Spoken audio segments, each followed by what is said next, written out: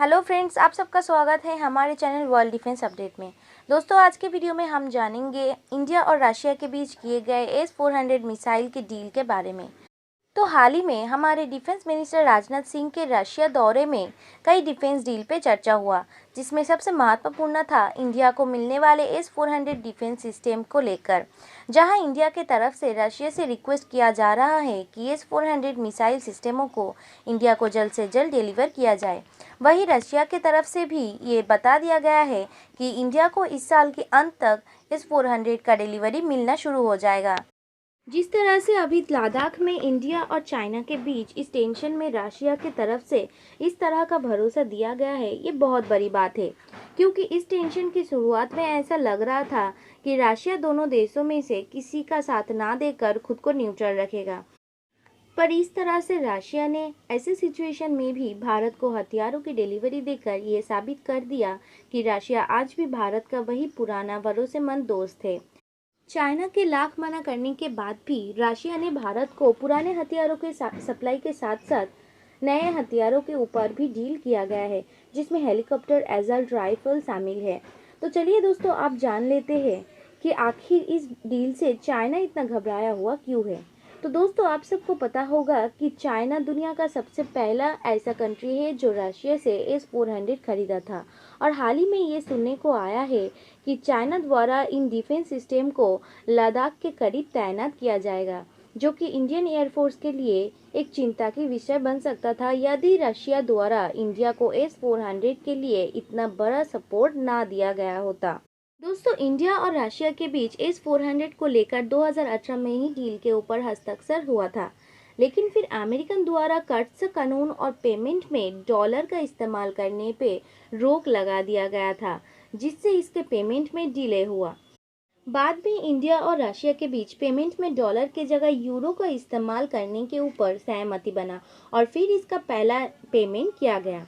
Payment के delay होने से कहा जा रहा था कि इंडिया को उसका S-400 मिलने में डिले हो सकता है।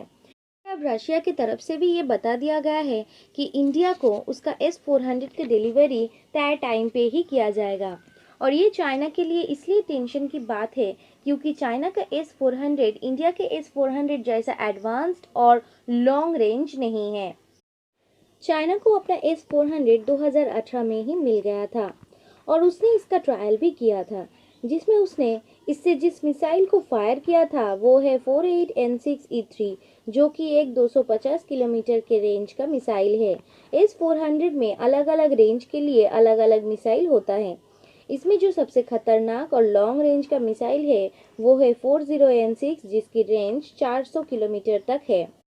चाइना द्वारा सिर्फ 250 किलोमीटर के मिसाइल का ही इस्तेमाल किया गया है।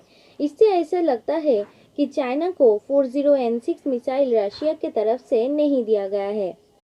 इसका कारण है कि रशिया MTCR का मेंबर है, जबकि चाइना इसका मेंबर नहीं है।